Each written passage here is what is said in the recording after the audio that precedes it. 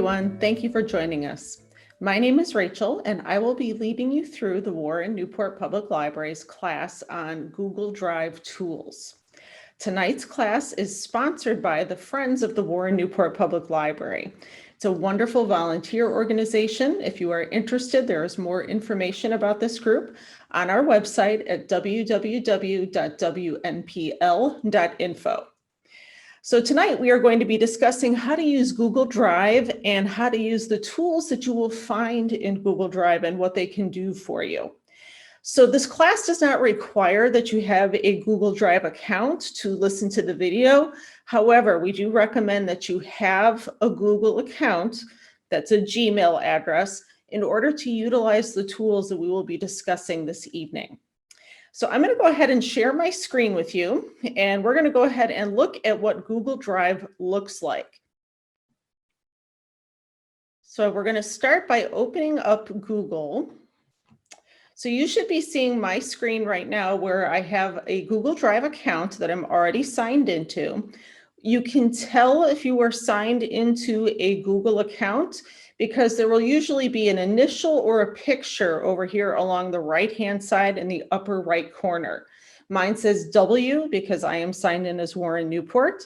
So I can tell that I'm already signed into my Google account just by looking at the main Google page. If you had not signed in yet, you would simply click on the Gmail link or the sign in button, which would be where my initial is right here, and then you would sign into your account.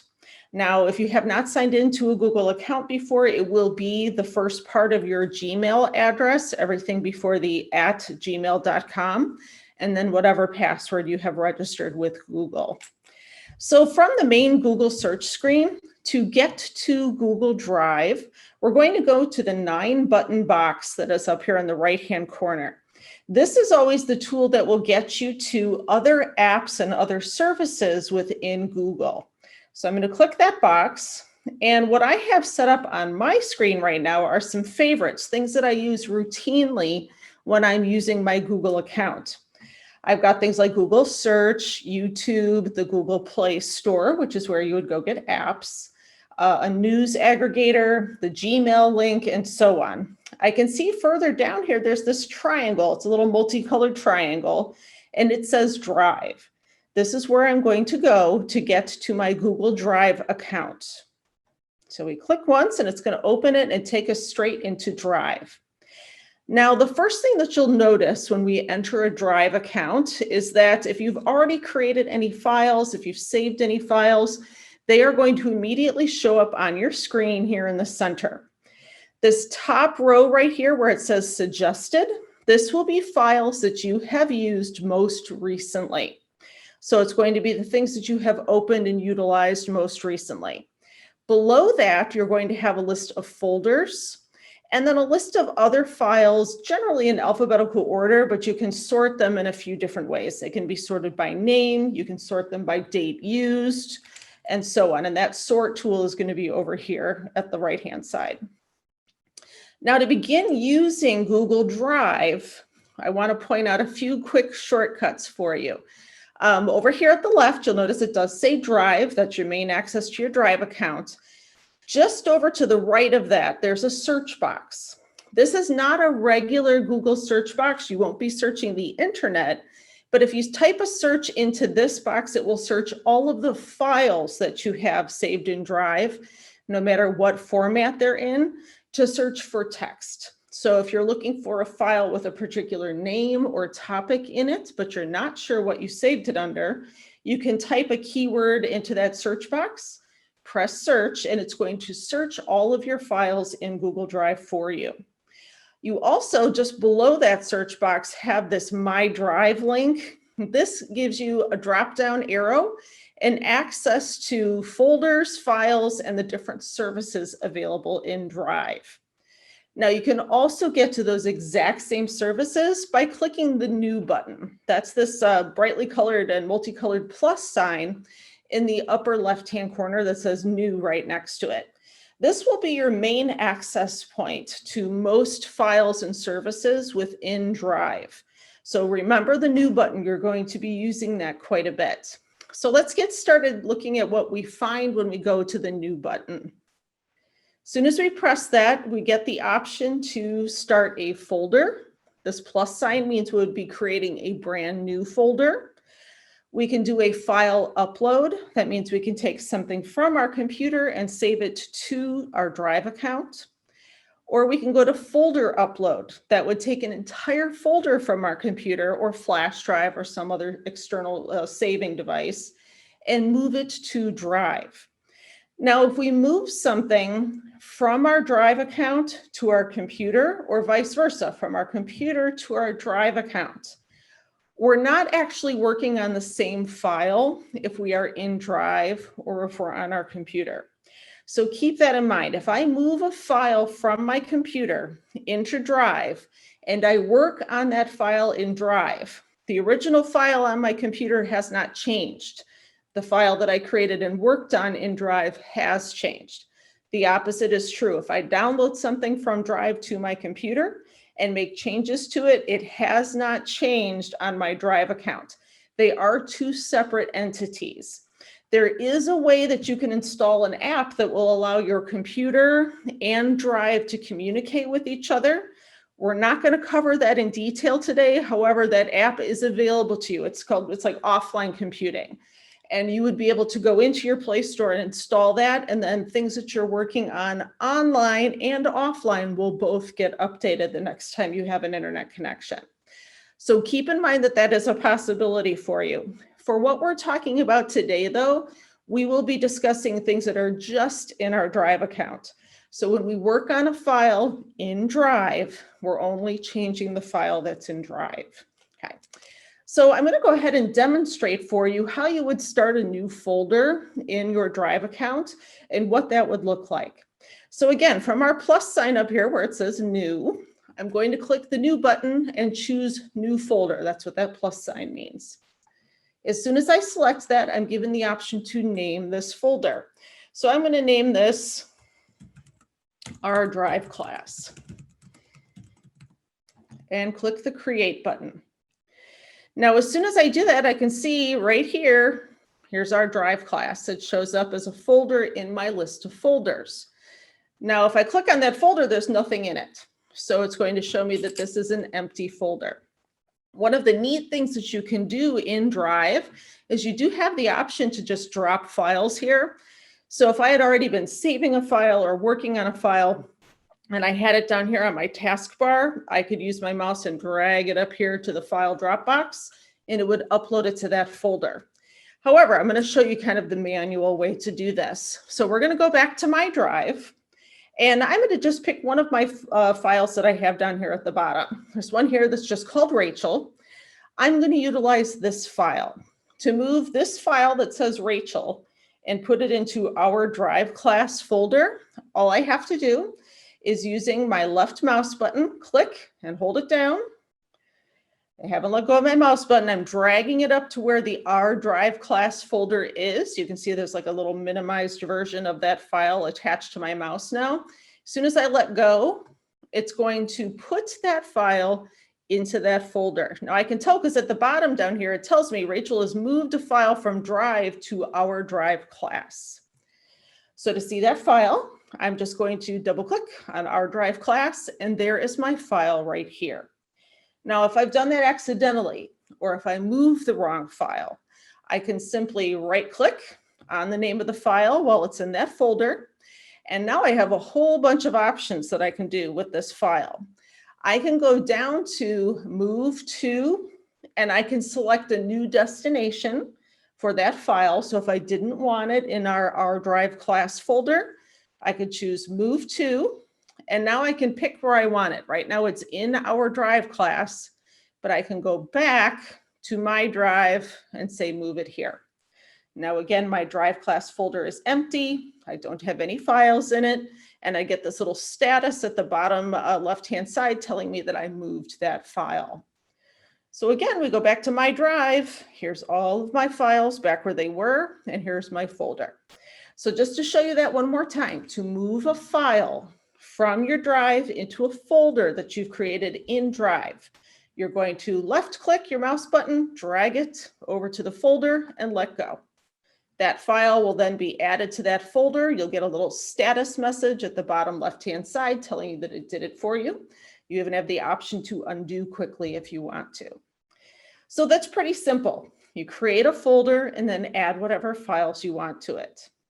Now, the next option under our plus sign, our new button, is going to be a file upload. This involves taking a file that's on my computer and bringing it up and saving it in Drive. So let's demonstrate that. File upload, we click file upload. Now we get our normal file manager menu. So it doesn't matter what computer you're using. If you're using a PC, if you're using an Apple computer, you will get the file manager window. Now I would choose which file I want to move to my Drive account. I'm going to select, let's see, I'm going to choose this continuing your Excel education file. So I'm going to click there. It puts the file name in the file name box, and then I can say open. I can also just double click on the file name, either process works. I click open, and then down in the lower right-hand side, I get a little status window that tells me that it's currently uploading that particular file.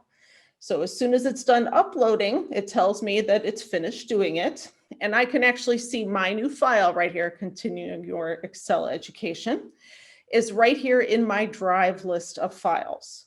So that's how you would move a single file. If you wanted to move an entire folder, it's the same process. We go to the new button, and this time we would choose folder upload. As soon as we click folder upload, we get an entire list from our file manager. We can go in and find anything that we have created on our computer, whether it's downloads, or if we went into the documents folder, wherever we wanted to look for a folder. We would locate the folder that we want to copy and save and send into our Drive account, select it, and then click upload. Again, you can also double click it, it will send it as well.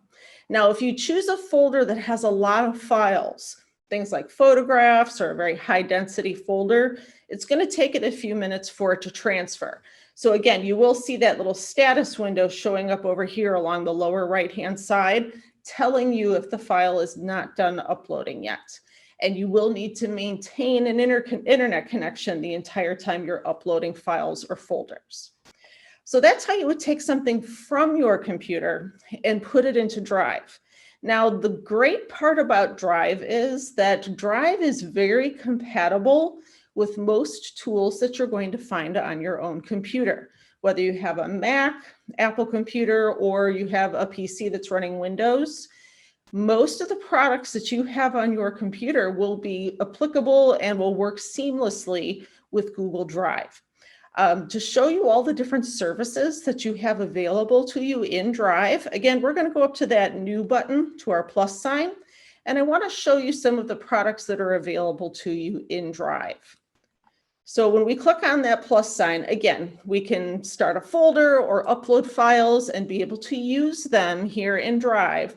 Or we can actually go in and pick a tool and start using those tools to create new files or to edit the files we've already uploaded. Now, just like something like Microsoft Office, Drive has a word processing element. It has a spreadsheet software element. It also has projection software, which it calls Google Slides. It even has something called Google Forms that allows you to create forms and surveys that you can share with other people to gather data. Under the More button down here, we even have access to things like Google Drawings. It's an online digital art tablet. It will allow you to draw different graphics, create different pictures online. There's also Google My Maps. If you've ever used Google Maps before, you know that it's a great source of directions. Google My Maps lets you save sets of directions, including any notations that you've made.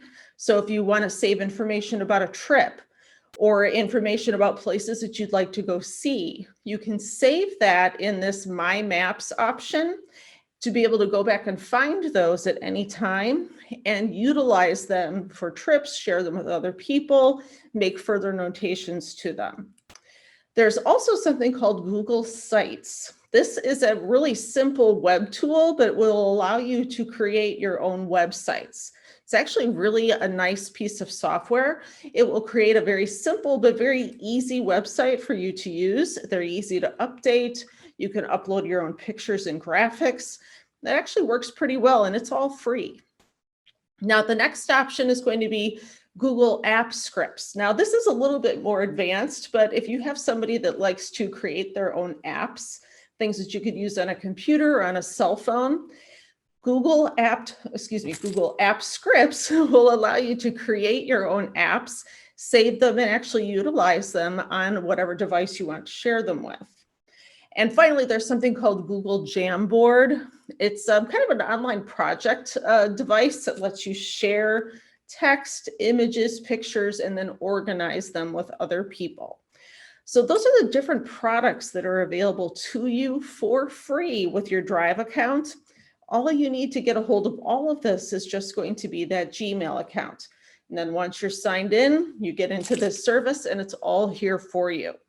So again, we're going to start out with some of these other tools, and I'm going to explain a little bit to you about all the different productivity tools that are available and how you can use them to make your life a little bit easier and a little bit less expensive. Now, each of these tools is very comparable to what you would find in Microsoft Office. They're a little bit more stripped down and streamlined. However, you're not paying anything for these. Right now, a subscription to Office is around $100. This is actually going to be free. All you need is that Gmail account. So to start talking about some of these services, we're going to get started with what a lot of people consider the easiest one, and that's going to be Google Docs. Google Docs is comparable to Microsoft Word. You would use it as just a word processing software. It allows you to type, correct, save, share, combine documents. And the best part, again, about Google Docs and all of the other Drive services, you can share your files with other people very easily. And I'm going to show you how that works. So when we go into, again, our new, and click the plus sign, and we find Google Docs, this would be where we would access a brand new file to create a brand new document and start typing.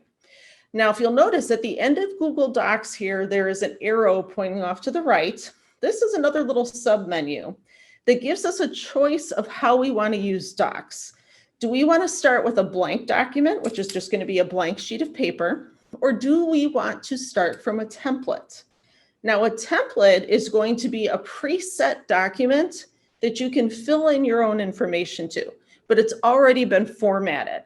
So again, a blank document, it's going to be a blank sheet of paper. You can put anything you want on it, or a template is already going to be formatted for you. So just to show you what a template looks like, we're going to choose that one first. As soon as we select template, now we are in our template gallery. Now I can tell I'm using Google Docs because it tells me that on my tab up at the top of the page. Notice my Drive account is still right here. I have that as a separate tab still. So if I need to go back and look at my files, I can. But the new project that I'm starting is listed here as a separate tab. So I have my Google Docs tab, and now I have all of the templates that I can choose from to pick a new style of document. So let's say I'm working on a resume, and I want to be able to pick a brand new resume and add my information to it, but I don't want to start from scratch because I don't have that much time. So I can see all of these blank resumes listed here. There's a ton of them listed here. There's all different letters listed. I'm going to look for one that I like the format of. So let's say I like this one right here. It says it's the Coral resume. So to start working on this resume, to add my information, I'm going to click the cover. And it's going to load this template of this resume on the screen for me. Now, as soon as it loads, this file will now be in my Drive account.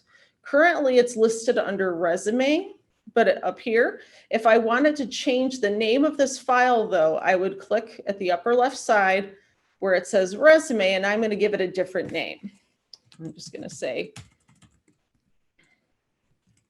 it's Rachel's sample resume. I could type, there we go. Okay. So once I finish typing, this is now saved in my Drive account under this title. It tells me right here, the last time I edited it was seconds ago. And I can tell that it actually saved it without me pressing save because I have this little cloud right here telling me that it saved it. So whenever I have that check mark inside the cloud, it's telling me you saved this. It's in your Drive access now. So I now have all of this text listed here. To add my information to it, I'm simply going to select the text that I want to replace and add my information to it. Let's say I didn't like the word hello here, and instead I wanted it to say greetings. Now I can select my I'm your name. And I can say I'm Rachel from WNPL. Then I can select the address, and I would be able to type the library's address.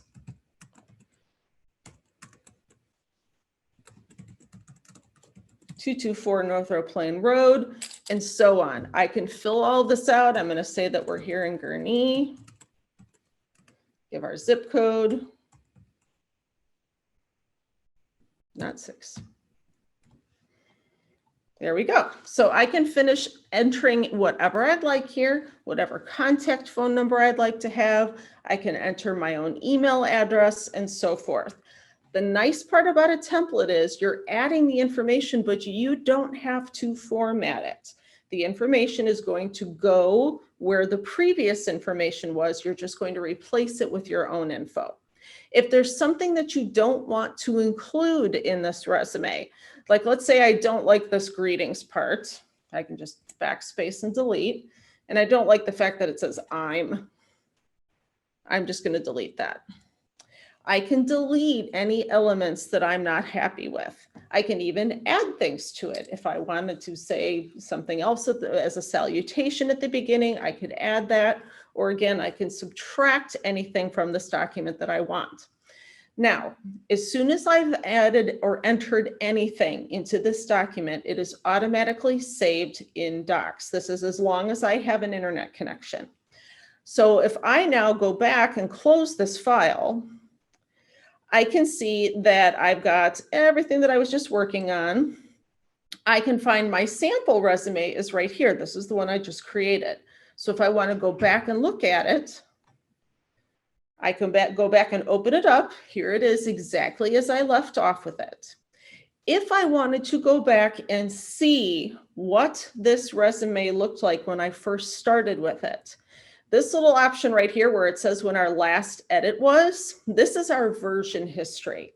This is super helpful because if you make changes to a document that you later realize you shouldn't have made, or you wish you had not made, or that you need a previous version, going to this version history and clicking that link will show you all of the changes that you've made in this document and let you revert back to an earlier version.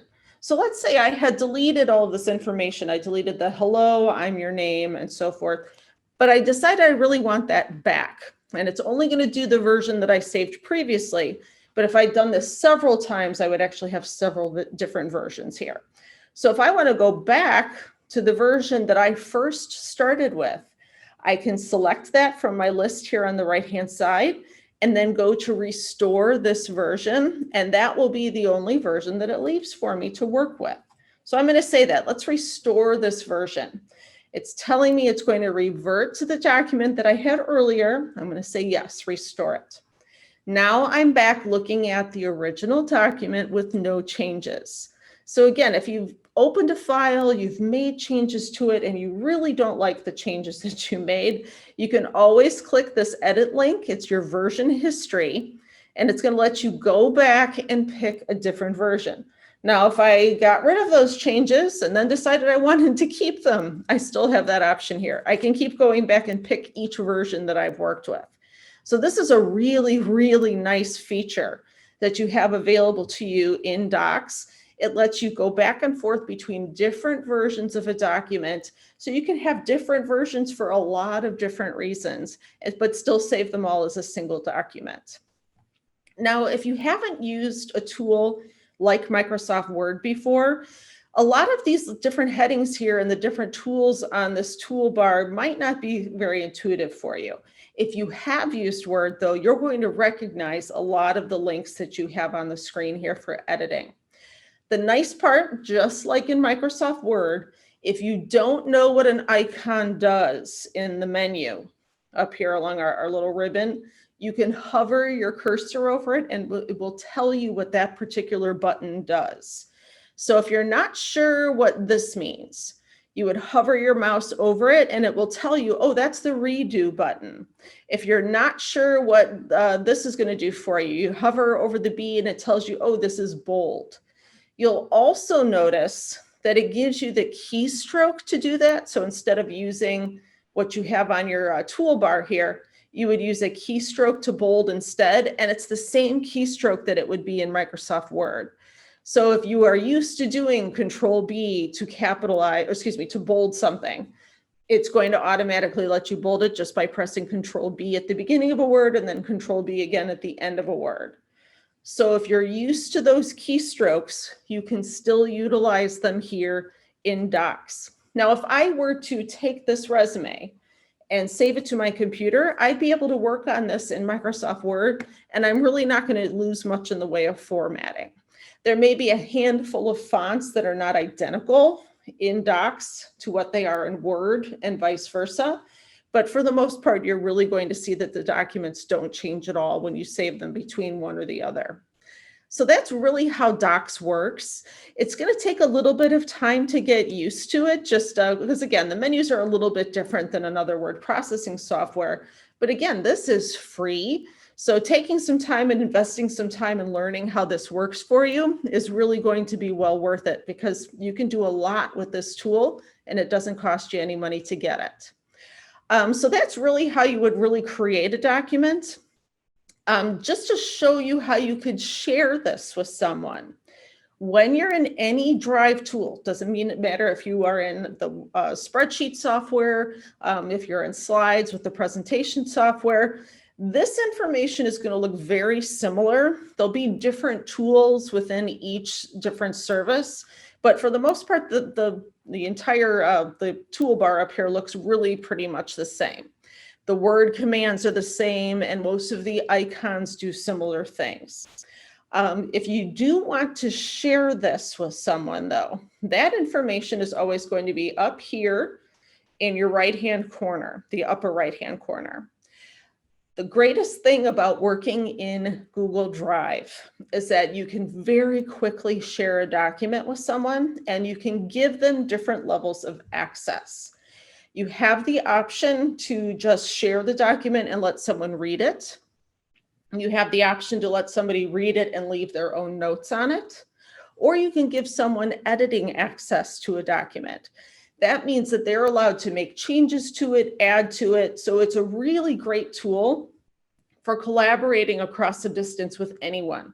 This is why so many school districts use Google Drive, because it lets kids work on projects together without having to be in the same room. So to do that, you're going to access your different levels of editing access over here in the far upper right-hand corner. Right here where it says share, and right now if I hover over it, it has a lock on it, and it says private to only me. So right now this is only my file.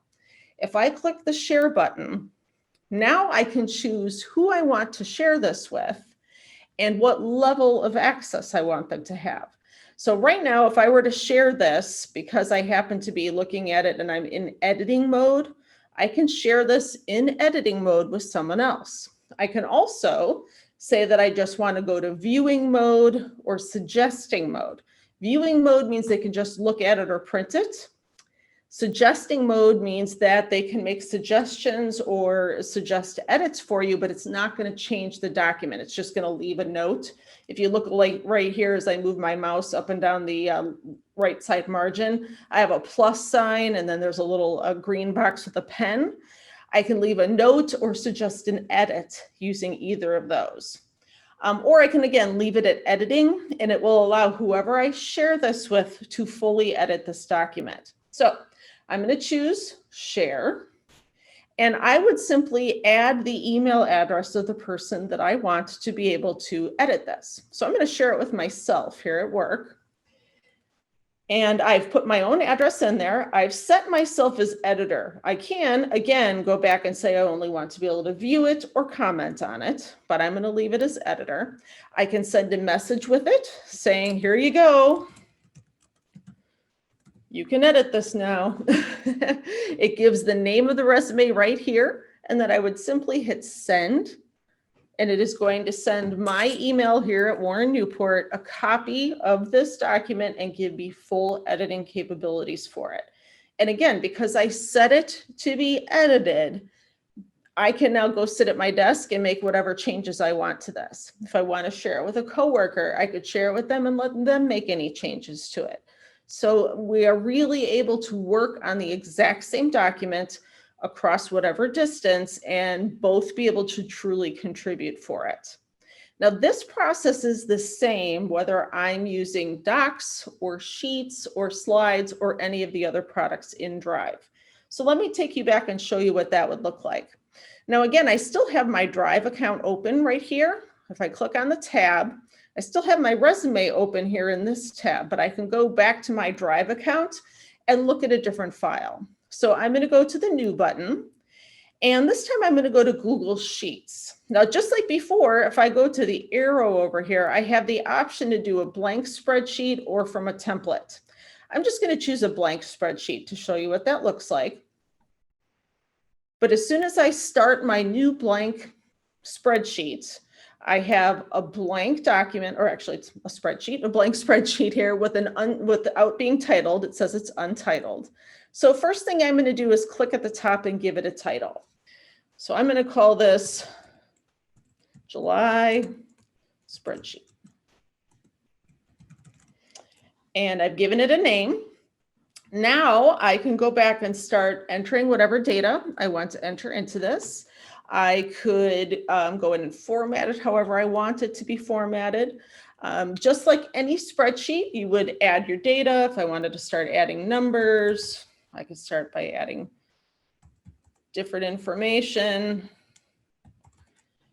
Each cell you click on and then enter with your keyboard what you want that cell to say. And much like using regular Excel, I now have the option to go in and format my data. I can manipulate my data. I actually have things like my auto sum feature over here. I can average, count, max, or minimum. All of my different formulas and functions are listed here on the menu. And again, I found that just by looking at what I have on my toolbar and finding the functions button. So that shows it to me right there. But I can go in and start saying if I want to bold the information that I have on my page. Again, I can do a formula if I want to add what I'm looking at. It's going to add it for me. There's my new total. I have my formula bar right here showing me any formulas that I've entered. So this is a really, again, stripped down version of Excel, but it truly does most of what you're going to find in regular Excel. You can create tables, you can create charts, you can actually do pivot tables, all just using this free source. If I, again, take an Excel spreadsheet from my computer and I upload it to Drive, it's going to work the same way in Drive. The only time that you might find that you don't have something that works exactly the same is if you've created a lot of macros in your spreadsheet. If you are someone that works with Excel a lot, you know what a macro is. It's kind of like a pre-programmed, self-programmed formula or operation that you put into your Excel file. And some of those may not translate exactly, but what you will get is a message from Sheets saying that you need to correct this, or that there's missing information, or that there's a syntax error, meaning that Sheets doesn't quite understand what you're asking it to do. So again, this file is going to be saved in my Drive underneath the July spreadsheet title. If I want to be able to share this with someone, again, I'm going to come over to my share button. I'm going to choose who I want to share it with by email. I'm going to choose the access level that I want them to have, and then I'm going to send it to them. I can also just send somebody this link and let people open it and take a look at it just using the link. You would use this section down here, just say copy link, and then you can send it to whoever you'd like. So that's Sheets. And again, Sheets is just like Excel. It is a more complicated process to learn than just using docs. However, if you've used Excel before, you will find Sheets to be extremely easy to use. If you haven't learned how to use either, Sheets is actually a really easy way to learn how to use Excel because it doesn't have quite as many menus. It's a little less visually confusing sometimes than Excel is. So it's really worth it to kind of sit down and try it out if you want to learn how to use a spreadsheet. We do offer classes here at the Warren-Newport Library on how to use Excel, and all of those skills would be very applicable to using Sheets as well. So you can always contact us if you have questions about that. So that's what Sheets looks like. Again, I now have my July spreadsheet and my sample resume, separate tabs here along the top of my screen. But going back to my Drive account is always going to show me all of the files that I have in Drive, and I can see my spreadsheet is right here. I can see that my sample resume is here, and the documents that I uploaded before are down here as well. So the last product that I want to really show you in depth is actually going to be Google Forms. I'm skipping Slides. Slides is presentation software. It's going to look a lot like PowerPoint. Just like we were saying before, if we go to the little arrow pointing to the right, we can start with a blank presentation or from a template, and you'd be able to add your text and photos and then display that on a screen. So Slides is a really great tool, but I do want to tell you about Forms simply because it's a little different than anything you're going to find in Microsoft Office. So Forms allows anybody in Drive to create a survey or a test or a quiz as a way to collect information or a way to survey information.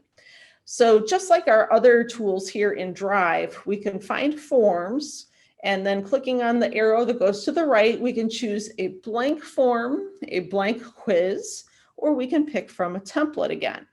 I'm going to start from a blank form because I want you to see what it really looks like when we start a new form. Now, this is what it looks like. Just as previously, we have to give it a title. Right now up here in the left-hand corner, it says it's called Untitled Form. I'm just going to call this Survey, and I'm going to call it July 21. From here, now we've given it a title. It's saving it for us, so this will be saved in our Drive account. But now I can go back and I can create a series of questions. I'm going to elect who to send them to, but these questions are going to gather replies from the people that I send it to. And then when people reply back to my form, it's going to collect the responses and give me data about those responses. So we're seeing here on our screen, we just named our file.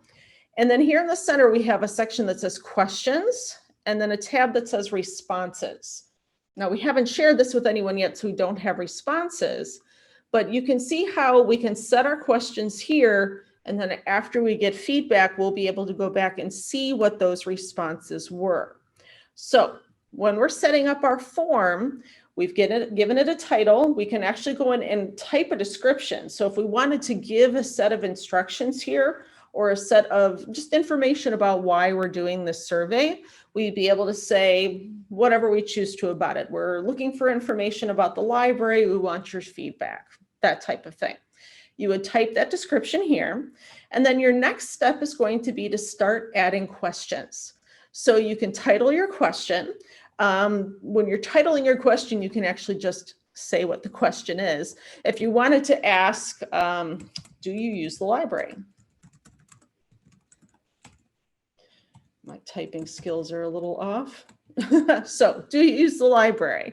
We've typed our question. Now we have the option for a multiple choice answer, or I could say I want check boxes or a drop-down menu. I can even choose things like a paragraph answer or short answer. I'm going to say multiple choice. And my first option is going to be yes. My second option is going to be let's say, well, I don't want other. I want another option. So I'm going to add my option. It's not letting me add it. Hang on one second. There we go. So do I use the library? I want to say suggestion. No, there we go. It's going to add it for me. So now I've got yes and no. I don't want to add another option, so I'm just going to leave these two questions. As soon as I'm done, I would hit the plus sign over here, and it's going to add another question for me. So I've already done that down here. I want to ask like maybe 5 questions. So I could even say like ahead of time, just give myself several to get started with. So my first question was, do you use the library? Yes or no? Second question could be, how often do you use the library? So I'm again going to choose multiple choice. And I can say like my first option is going to be once a month. Okay. And then we want to add an option. Option 2 is going to be once a week. Option 3 is going to be once a day. Option 4 is going to be never. So we could also say add other. So if somebody wanted to say, you know, that they use it twice a year or something, they'd be able to do that. So now for this question, I have 1, 2, 3, 4, 5 different answers that are possible. Going on to the next one, I'd pick my next question. What do you like most about the library? And so on. You kind of get the idea of what I'm doing here. Now for this one, I could choose a paragraph and let people give like a paragraph answer or short answer. I could again do multiple choice if I wanted to. I could even have a drop down choice where people can pick from a list of what the different options were. But I'm going to leave it at paragraph. If I go back and I think, you know, I don't really want to ask this question because this would be hard to gather data on since everybody's answer might be a little bit different, I would simply click the little garbage can question here, and that says I want to get rid of that one. It deleted that question. If I only want this to be a 2-question quiz, I can go ahead and get rid of this one too. So now I've got 2 questions listed here. I've got, do you use the library and how often do you use the library? I can go back and add more questions if I want by clicking the plus sign here. I could actually go back and reformat how my questions look. I could go back and I could import a question from someplace else. I could actually go through and add titles or descriptions to each of these questions. I could put pictures or even a video if I wanted someone to watch something first, and so on. I can also say that a question is required. Like this first question, if I insist that somebody tells me yes or no that they want to use the library or that they do use the library, I can say that this is a required question and it will make them answer it before they can move on to the next question. Now, for things like a survey, you wouldn't necessarily need to do that. If you were using this for a quiz for students, though, you would want to require them to answer it. Otherwise, they could just skip it and go on to the next one and maybe forget that they were supposed to answer it. So you can even clone questions. It's going to allow you to duplicate it and then just make a little bit of a change to it. But when you're done creating this form, now you can share it with people. You would, again, go up to the send button here, and it's going to let you choose who you're sending it to. You could send it as an email. You could send it as an attachment to people. You'd be able to collect the email addresses of people that respond to you. You'd be able to give it a subject and type out whatever message you'd like to go with this particular form. You could include it in an actual email so that it goes out from your Gmail account. And you can even add collaborators so that they get information back. You can also import emails from your Facebook account, or you can share it on Facebook and you can share it on Twitter. So this is a really great, simple tool. Takes a few minutes to get used to it, but it actually works really, really well and lets you gather information from a group of people very quickly. I know people that use forms for party invitations. to find out how many people are coming, what they'd like to bring, or if they have a request for something, whether it's music or a particular type of food, to be able to tell you if they have food allergies. So it can really be a great way to collect a great deal of information from a group of people very quickly. And again, when people respond to this survey, it's going to give my responses. It's going to total them right here. It will tell me how many people answered yes to the first question, how many people answered no, how many people said that they use the library daily, how many people said that they use the library weekly, and so on. So that's using forms. And again, we got to all of these simply from going to the new button here in Drive, selecting the tool that we wanted to work with, and then going in and either working from a template or creating a new project from scratch with a blank document or a blank slide, blank sheet, blank form. So that's really the basic gist of how Drive works. Now, there's so much information in here, and a little hour-long class is really not going to be sufficient to tell you all of the different ways that you can utilize this product. Now, thankfully, there are some really good resources available within Google Drive that will teach you not just how to use Drive itself, but how to use each of the individual tools in it. Now, the easiest way to get to help information for Drive is always going to be this little question mark that's up here at the far right-hand corner. It's just over to the left of where your initial is. It's up by the 9-dot box. But this question mark is the support link. If we click on support, it automatically gives us a menu where we can choose help, training, updates, and then different information on terms and policy, or even sending feedback back to Google. You're going to want to go to the training link.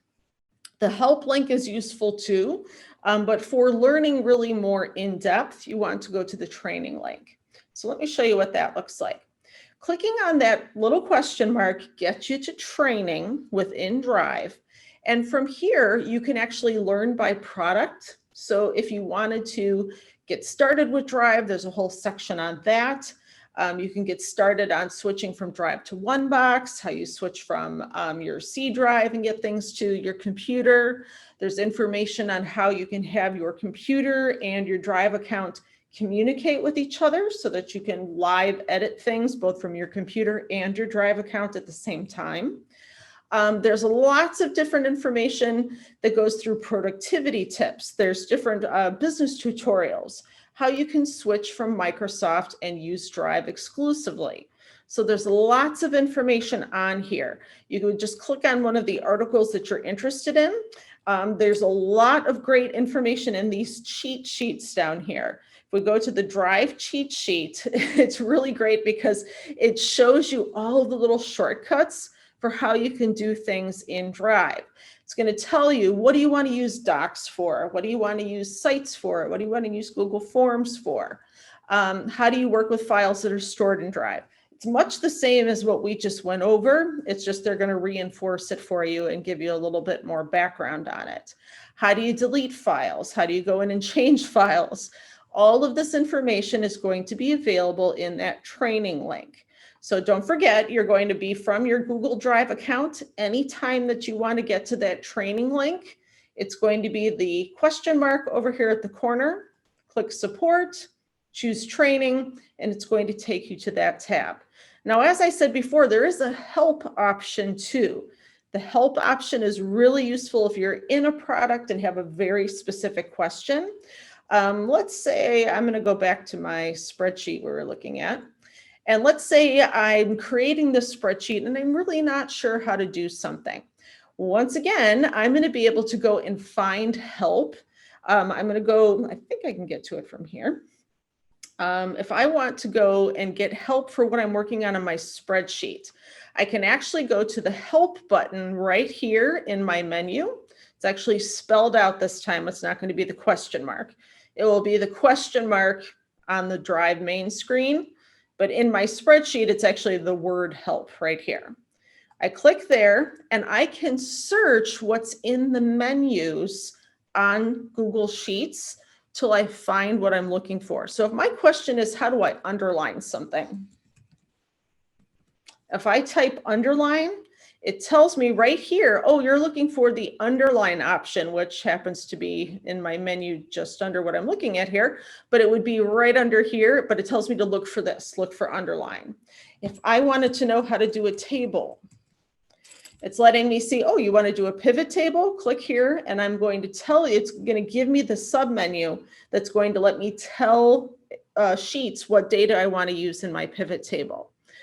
You can also use the help option here to go in and look for the entire Sheets help section. So rather than search the menus, you can go to Sheets help, and it brings up by topic all of the different articles that it has on how to do different skills, different things in Sheets. So if you wanted to find out about adding formulas and functions, we get straight to that article. It even has a little video for us to watch that will show us how to do it.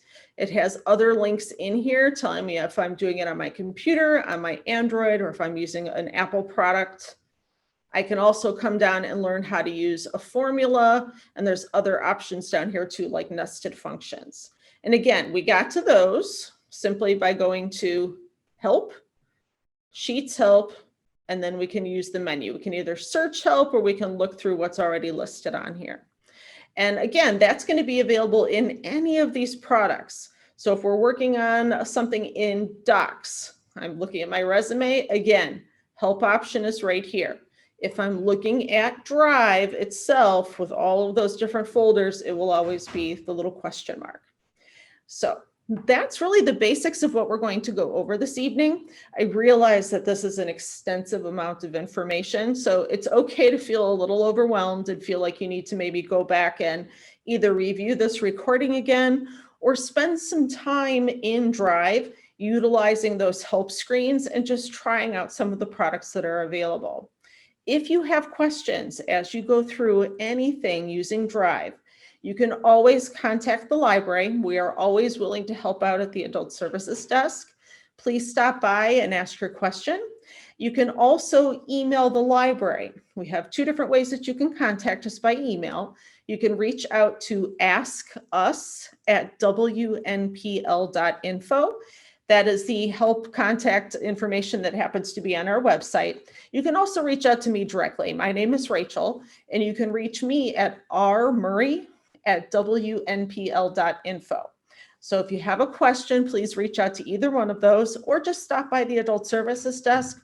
We're always here and willing to help. Thank you for attending this session, and we hope to see you soon at the library.